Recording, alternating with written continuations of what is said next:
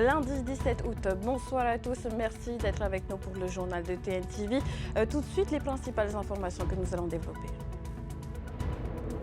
Internet à nouveau perturbé au Fénois. Cette fois, le câble Honotoa n'est pas directement en cause. C'est la tempête tropicale Lala à Hawaï qui a provoqué des coupures d'alimentation de ces installations. Air Tahiti Nui prépare sa montée en gamme. Un prêt de plus de 8 milliards de francs est prévu au collectif budgétaire 3 pour moderniser ses Dreamliners, rattraper la concurrence et tenter de retrouver l'équilibre en 2029. Et dans les coulisses de l'aéroport, la vigilance reste de mise. 250 grammes d'ice interceptés samedi à l'aéroport de Tahiti Fa'a. Une nouvelle saisie révélée par TNTV alors que les douanes alertent. Il n'existe plus de profil type des mules. Stupéfiants, violence et politique pénale. Avant son départ, la procureure de la République en Polynésie française dresse le bilan de ses 3 années à la tête du parquet de Papeete. Solène Belawar est l'invitée de la rédaction. Le retour en classe sonne la fin des papillots. À Veitupa, les manèges ont effectué leur dernier tour hier soir, mais à Pirée, petits et grands pourront prolonger le plaisir jusqu'à la fin du mois.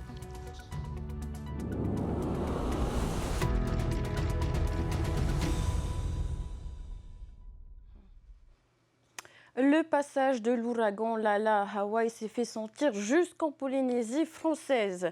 Dans l'archipel hawaïen, près de 250 000 foyers sont privés d'électricité. Ces coupures perturbent également l'acheminement du trafic Internet via le câble Honotoa, une connexion fortement dégradée que vous avez certainement constatée depuis hier soir. Depuis 21h hier soir, le Fénois subit d'importantes perturbations sur le réseau Internet. Une panne ressentie jusque dans les foyers où certains ont même dû revoir leurs habitudes. J'ai remarqué ça hier soir. Comme j'avais regardé mon téléphone avant de m'endormir, j'étais en train de regarder une vidéo YouTube et ça marchait pas. Du coup, je me suis dit, je vais regarder sur la télé. Ça va pas marcher. Ça m'a vite fait affecter, du coup je me suis endormie plus vite que d'habitude. Non, si, j'aime bien mettre mon téléphone de côté, du coup là, ça m'a permis de dormir plus tôt. Mais ce matin, la situation était problématique pour certains professionnels. Dans les commerces, les ralentissements ont notamment perturbé les caisses, les terminaux de paiement et les services connectés. J'ai eu des perturbations au niveau de ma caisse et de mon loto. Ça a commencé à partir de 4 h du matin. Quand j'encaissais les gens, j'arrivais à encaisser, mais c'était long. Et vers 8 h par là, c'est encore plus long, mais j'arrivais quand même à travailler avec. Et pour finir, j'ai fait à la main pour que les gens n'attendent pas. À l'origine de ces perturbations, la tempête tropicale Lala qui a fortement affecté le réseau électrique à Hawaï. Le câble Honotoa qui relie la Polynésie à Big Island est intact. En revanche, les coupures de courant perturbent le relais entre Big Island et Oahu, rendant instable l'acheminement du trafic international polynésien. La situation elle est relativement critique sur place. L'état d'urgence est déclaré. Certaines infrastructures, dont les nôtres, sont secourues par des groupes électrogènes, par des dispositifs de secours. Par contre, ces dispositifs sont forcément limités. On pense que ça se stabilisera assez vite. Par contre, un retour complètement à la normale dépendra des moyens disponibles au niveau de Hawaï. Une solution de secours existe avec le câble Manatoa qui offre une autre voie de connexion internationale. Mais celui-ci est actuellement touché par une défaillance technique. Une enveloppe de 250 millions de francs est d'ailleurs prévue dans le projet de collectif budgétaire numéro 3 pour participer à sa réparation. Autre montant inscrit au collectif budgétaire numéro 3, le prêt de 8 milliards 500 millions de francs pour moderniser les 4 Dreamliners d'Air Tahiti Nui. Cet investissement doit permettre à la compagnie de gagner en compétitivité et en rentabilité avec un objectif très optimiste, retrouver l'équilibre en 2029. Esther Cuneo-Matayore. Des cabines dernier cri, plus confortables et plus performantes, c'est ce que promet ATN avec la rénovation de ces 4 Dreamliners. Car derrière ces images commerciales, les cabines mises en service en 2018 commencent à vieillir, tandis que la technologie et les standards du transport aérien, eux, ont évolué. Pour la compagnie, difficile aujourd'hui de rester dans la course sans les rénover. C'est un des éléments fondamentaux, puisque c'est ce que voient les clients. Nos clients nous disent vos cabines vieillissent, puisqu'ils utilisent d'autres compagnies, malheureusement pour nous ici, qui ont des cabines neuves. Donc ils les comparent. D'abord, on va faire plus de business à bord, puisqu'on va passer de 30 à 38, donc ça augmente la recette du vol mécaniquement. Ensuite, on va pouvoir être beaucoup plus compétitif en termes de qualité, d'expérience client. C'est notamment en classe business que la compagnie vise une amélioration de son chiffre d'affaires avec des prix revus à la hausse. Pas de changement de prix en revanche pour la classe éco. Ils seront même plus bas hors saison, souligne la compagnie, qui promet également une meilleure connexion Internet par satellite Starlink. Mais le chantier prévoit surtout de changer les sièges, dont les coûts de maintenance augmentent avec les années. De temps en temps, on a des sièges qui ne fonctionnent pas. Un vérin qui se coince en premium ou en business, l'automatisme qui ne fonctionne pas. Ça fait une perte de recettes sèches, puisque vous volez avec 1 ou 2 sièges en moins. Des fois, si ça arrive sur une rotation, le client est obligé d'accepter une position dégradée.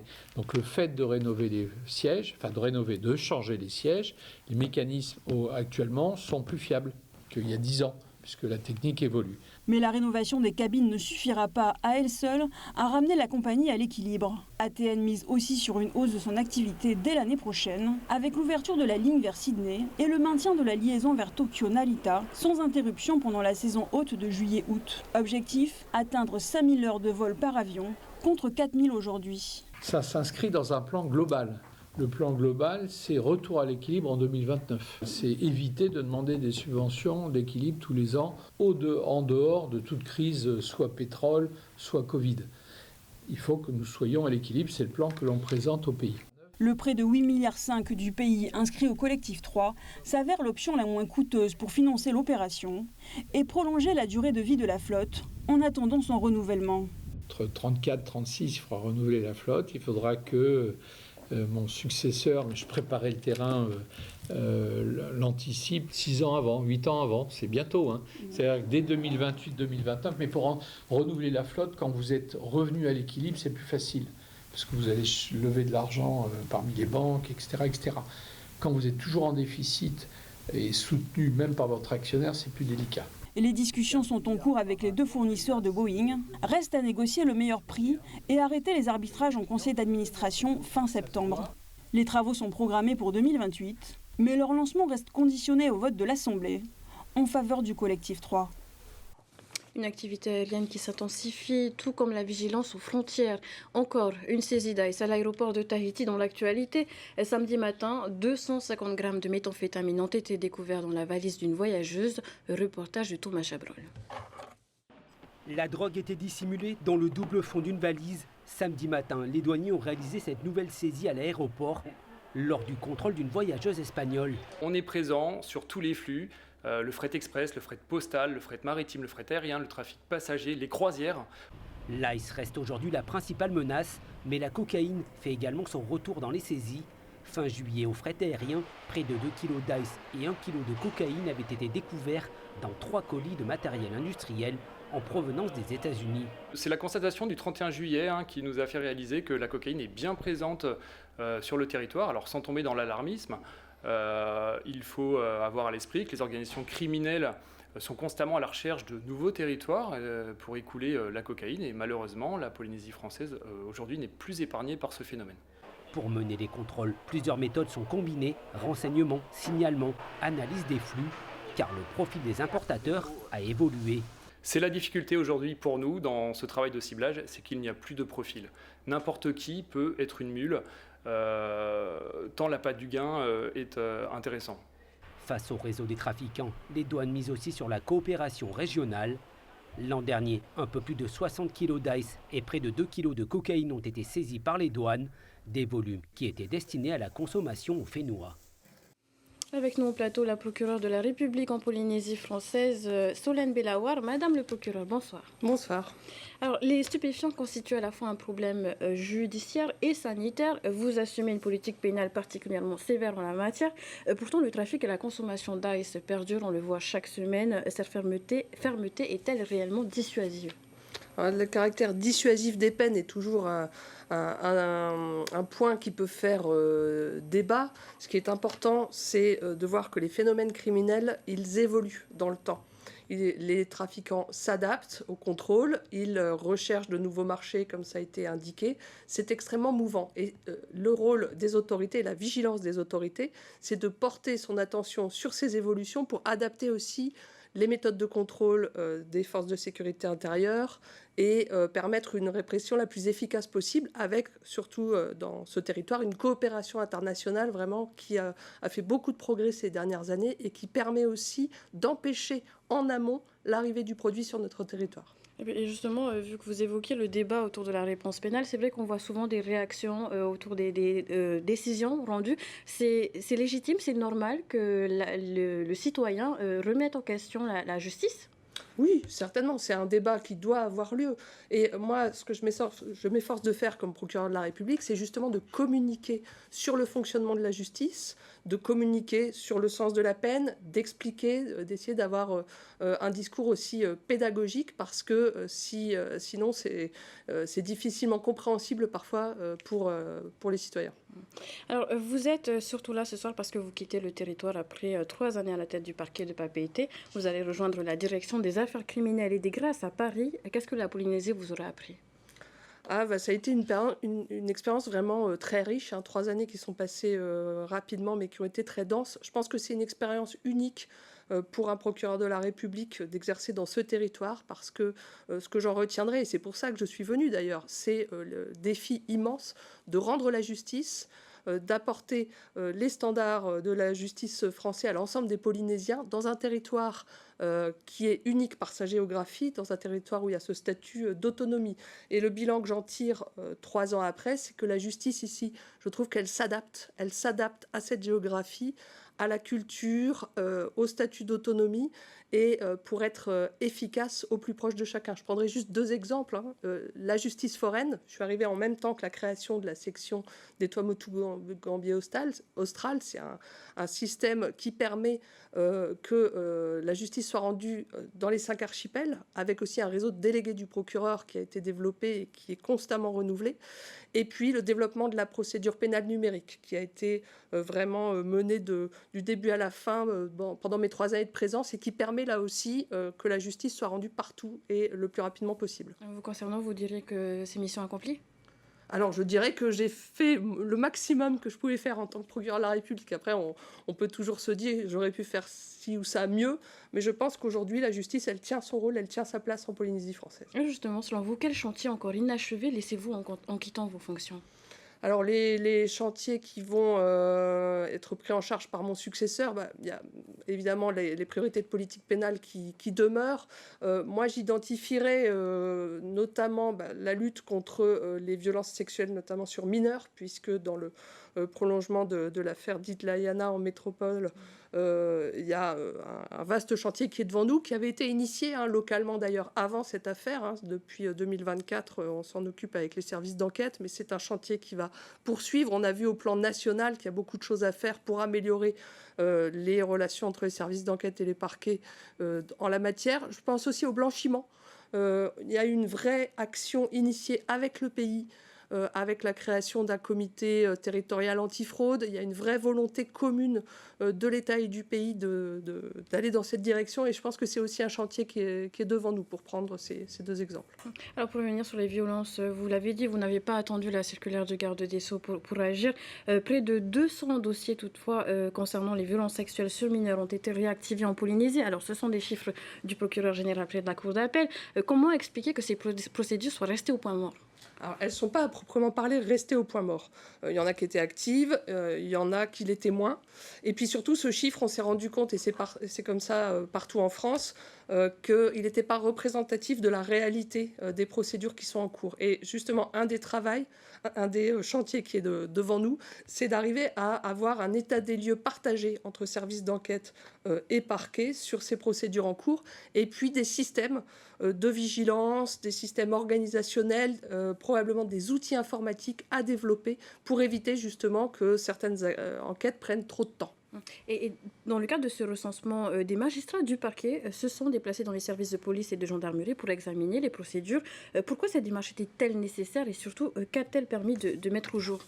Alors, la démarche qu'on appelle traitement sur site, qui est une démarche que j'ai initiée avant d'ailleurs ce passage en revue, permet à un magistrat du parquet d'avoir des échanges directs avec les enquêteurs et essayer de gagner du temps dans le traitement de certains dossiers. Alors ça peut s'organiser sur des dossiers très simples qu'on traite d'une certaine manière comme du flux, par exemple des conduites sans permis, mais ça permet aussi d'examiner des procédures complexes qui nécessitent un échange en direct avec l'enquêteur. Alors, selon nos informations, les derniers chiffres officiels qui seront prochainement présentés démontrent que la Polynésie française fait partie des territoires les plus touchés par l'inceste. Parvient-on aujourd'hui à mesurer réellement l'ampleur de ce phénomène ? Sans empiéter sur ce qui sera communiqué en fin d'année, on a en termes de chiffre de la délinquance une prévalence plus importante en Polynésie des violences intrafamiliales d'une manière générale, on va dire. Après, l'Observatoire des violences faites aux femmes et violences intrafamiliales qui publiera de nouveaux chiffres en fin d'année, s'attache plus largement à objectiver ce phénomène, au-delà de mon prisme pénal qui est un peu réducteur. Alors, Madame le procureur, un dernier mot plus léger peut-être avant de se quitter. Qu'en portez-vous dans vos valises après 3 ans au Fénois ? Alors, beaucoup de souvenirs, certainement, et des visages et une très forte expérience acquise dans un poste, je le redis, qui est vraiment unique à mon sens. Et qui vous sera utile ? Et qui me sera très utile, y compris à la direction des affaires criminelles et des grâces, puisque je continuerai à m'intéresser à la situation en Polynésie et au jeu du Pacifique qui débute très prochainement. Merci Madame le procureur d'avoir été avec nous ce soir. Merci à vous. Un contentieux administratif désormais, avec la contre-attaque du comité d'entreprise de Somac-Somab. Après l'avis d'expulsion visant la société, le CE a déposé jeudi dernier 2 recours en référé devant le tribunal administratif, 2 procédures d'urgence que nous précisent Nicolas Pérez et Hero Atuaho. Nouvel épisode dans l'affaire de la Somac-Somab. Après avoir vu son pourvoi en cassation rejeté en début d'année, pour avis d'expulsion, la direction de ces entreprises spécialisées dans les matériaux de construction et le béton se voit attaquée aujourd'hui par son propre comité d'entreprise. 2 référés ont été engagés, un référé provision pour faire payer effectivement ce qui est dû au comité d'entreprise, c'est environ 4,5 millions, et un deuxième référé pour demander l'annulation du plan social qui a été fait en dépit du bon sens. Un plan social annoncé en juillet dernier par la direction. Mais selon les contestataires, le chef d'entreprise Quito Brown Ortega aurait pris cette décision sans concertation ni justificatif, validant l'état financier des sociétés. Rien n'est respecté. Le plan social a été lancé unilatéralement, sans consultation, sans audit, sans communication des éléments obligatoires prévus par la loi, à savoir le calcul effectivement de l'impact des licenciements. Rien de tout cela. Et je crois savoir que même l'inspection du travail a été saisie et aurait dénoncé, ça c'est à vérifier, le non-respect de la loi.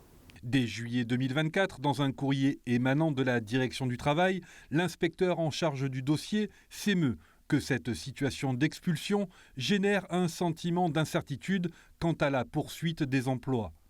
Pourtant, le chef d'entreprise lui assurait, quelques jours auparavant, que ces sociétés étaient dans une situation économique et sociale stable et dynamique. Malgré cette stabilité, l'homme d'affaires aurait anticipé dès 2024 ce plan social en mettant en place une caisse chômage. À ce sujet, l'inspecteur dénonce une décision unilatérale ne répondant pas aux exigences légales définies par le Code du travail. C'est bien si cette caisse de chômage est un surplus en plus des indemnités qui sont prévues par la loi. Là, effectivement, la direction doit préciser. Je souhaite que cette caisse de chômage soit un complément supplémentaire aux indemnités prévues par la loi. Mais j'ai cru comprendre que cette caisse de chômage est un substitut à la loi, ce qui est illégal. Une situation d'incertitude quotidienne à laquelle certains employés n'ont pas résisté. Selon nos informations, sur la centaine d'employés recensés l'année dernière, les sociétés Somac-Somab auraient enregistré une quarantaine de démissions. La Somab serait quant à elle à l'arrêt total depuis un mois.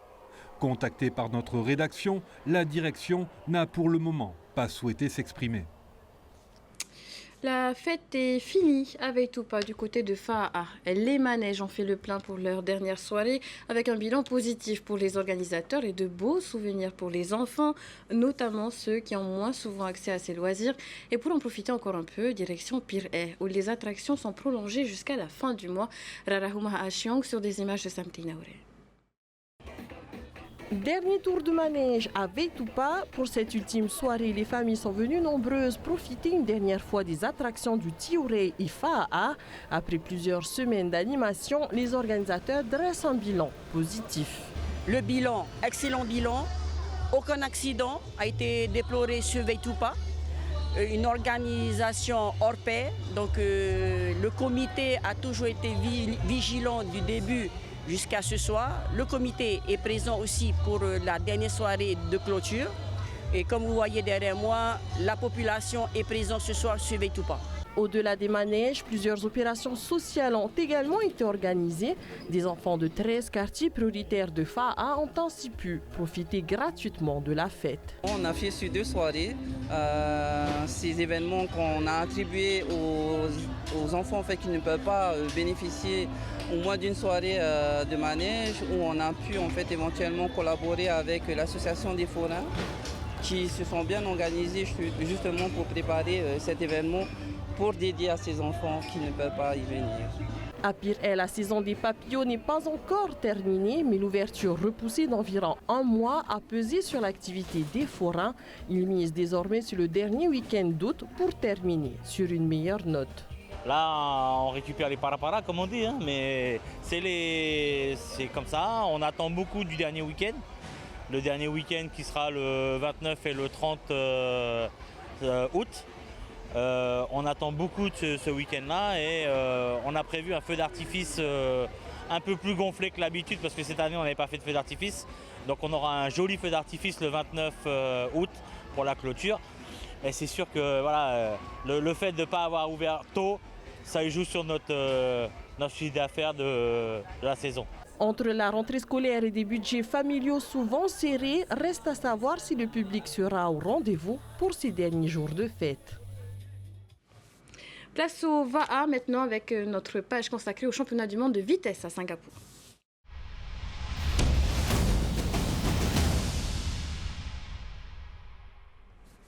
J-2 avant le début de la compétition, l'heure est à la familiarisation. 3 jours pour découvrir le plan d'eau de Marina Bay, tester les pirogues et prendre ses derniers repères.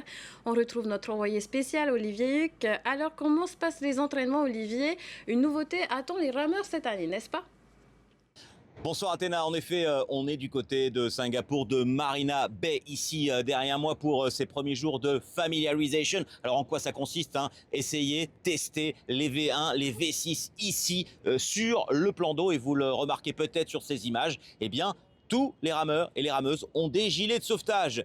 Comme on dit ici, c'est compulsory, c'est obligatoire, c'est une réglementation. Et donc, je vous propose tout de suite d'écouter les premières réactions de certains rameurs, et dont un rameur avec beaucoup d'expérience, Eric Moassen, qui nous vient de Bora Bora, qui nous partage son sentiment sur ces gilets de sauvetage. C'est une première pour nous de ramer avec des gilets. Hein. Bon, on s'adapte. Hein. Après, il y a deux différents modèles de gilets. Il y a les gros assez épais et puis il y a les petits fins. Hein. Donc, quand on a les gros gilets là, épais, ça donne encore plus de chaleur au corps. Bon, et ça gêne un peu, hein, mais bon, on fait avec. Hein, c'est pas, je pense pas que ça va changer au niveau de la performance. Hein. Ouais, ça gêne un peu sur les côtés hein, quand tu dois, enfin, surtout en tant que barreur ou les phares dans les villages des 1000 mètres, tout ça, hein, les 1500, ça gêne un petit peu, mais comme je disais tout à l'heure, c'est plus au niveau où ça donne plus de chaleur au corps, comme il fait très chaud ici, humide, mais je ne pense pas qu'au niveau de la performance, ça va changer quelque chose sur les chronos, hein, à mon avis. Hein, les personnes sont bien affûtées, donc ça ne va pas changer grand-chose. Voilà, vous retrouverez sur ces 600 courses des championnats du monde tous les rameurs et rameuses avec les gilets de sauvetage. Et puis, on va vous emmener maintenant loin du plan d'eau, dans un parking, Merma. En effet, dans un parking, puisque à 2 jours de la compétition, il y aura une soirée culturelle. Et nos Tahitiens ont répété un haka dans le parking de leur hôtel. Vous voyez sur ces images des moments assez conviviaux et puis impressionnants. On écoute tout de suite Jean-Luc qui nous en dit un peu plus. Oui, c'est très important. Ça marie en fait la culture, que ce soit la danse avec la rame. Tout fait un et ça, c'est pour montrer que ça fait partie de notre culture. Et ça peut aussi apporter la force, la connexion avec notre Puna et de leur donner une force sur les courses de pirogue qui vont entamer d'ici là jeudi. Alors que la plupart, c'est leur première fois. Et je l'expliquais qu'il ne faut pas avoir honte de leur culture. Il faut être fier au contraire. Et voilà, je pense que la plupart, ils ont plus de doigts comme moi. Et je suis fier d'eux et je sais qu'ils vont apporter des victoires pour la Polynésie.